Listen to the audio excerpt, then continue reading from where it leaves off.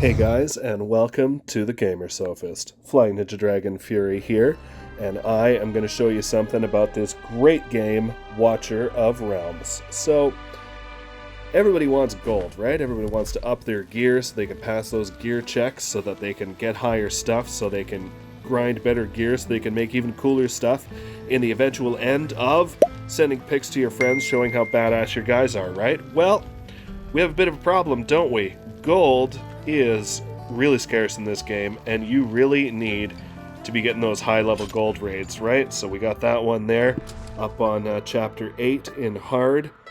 So yeah, you can do this one, that's really good. Well, I'll tell you what the problem is. The problem is not doing the gold raid. The problem is the elephant in the room, H7-15. This battle is absolutely brutal. I wanted to go into it and show you guys how to do it, just because, you know, on normal, this guy was an absolute pushover. There's Hierophant, I was like, yeah, see you later, buddy. Like, what a joke.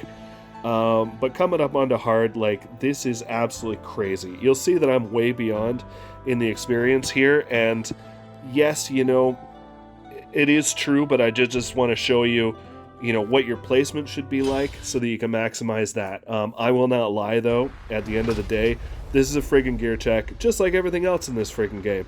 But you know, you need to be able to do the gear check, but you also gotta have some strategy too. So, I'll show you where to put the pieces to maximize that, and if you do that and you still lose, well, go off and grind some extra gear, and then maybe you can do better. So, I like to put a fighter down there. You can use a tank as well. That might actually be a better idea. In general, I use Vortex as a healer back here. You want to get a healer who can touch both of those little eyes there. That is super important. You will see in a moment. And then you want to make sure that you're putting a fighter type down last in every burst of people that you're putting out, because when this guy does his Tentacles of Destiny, he tends to do it to the last unit hit, but not always happening. It is a tricky one, this fight. I will not... See, there you go. Tentacles came down on Abomination there. Vortex is still able to heal him, no problem at all. A big tip for this one, I need you to be overlapping your healers, okay? You need to have both of your healers being able to heal each other, just in case one of them does get tentacled. Because otherwise you're going to have a really bad day. Now, you got these skeletons coming down on this side. You need people on your eyes, right? So, I like to put your AoE DPS over on those eyes. Reason being, later on, with those guys that come out that they can only be attacked when they're revealed by the eyes, you need someone who can reliably take those down, right? So, I use Khamet, and then I use Crach on the other one. I know everybody hates Crach, but like, I don't know, he's my guy, so, you know, we keep using him, he's working, we'll keep using him while he's working. Now, what you really need for this is single target. I was not able to do this level for a long time, and then I went and got Nocturne, and then I was able to do it. So, that's probably a big thing as well. I'll show you another little tip here, is this guy seems like he's only 1 frame wide, but it appears that he is actually 3. Which is pretty useful. It means that we can get a little bit of a wider attack range on him. So here we go.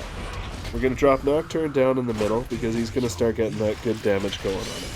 Then, I get Silas over here. It looks like he can't hit him, right? But he can. That is the magic of it. We're going to see it in just 1 second here. See, he's firing away at him, no problem. Khamet's got his ult up, let's fire that.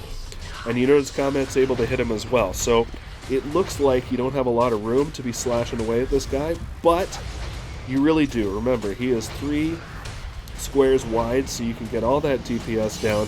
You want to be just dirtying this guy with absolutely everything that you have, because you know what? The longer this fight goes on, the worse it is for you. I think most important is to have AoE DPS on those 2 eyes, because of these guys that are coming, right? These guys can ruin your whole life, okay? Again, I like to have fighters down there if you can. If you can't, tanks will be okay. They don't do a lot of damage, so you got to make sure you have damage dealers, especially for the Barons coming at the end. So you see this guy's going down. Why is this stage a gear check? Well, it really is, because if you don't kill this guy fast enough, he is going to drop these Tentacles of Destiny that basically just wipe out everything, and you don't want to deal with that.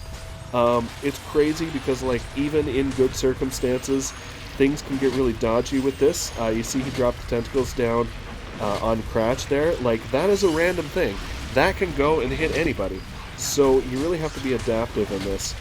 But you know, you get good placements, you do it, just make sure your ultimates are going on time. I'm sure if you use Dolores it makes everything easier. I haven't really tried that because I managed to beat it without her. Okay, but I think we're good here. We got Nocturne ult again. He's going to be able to wipe this guy. And once he's wiped him, and that's basically the match there, right? Okay, Silas as well. He'll just be able to eat him up. And we can finish that off. Now, look on the side here. See, that was really close there. You want to make sure that you're getting rid of everybody before they manage to get through. You know, 3-starring this is not the easiest thing in the world. I did not do it the first time. I managed to do it after.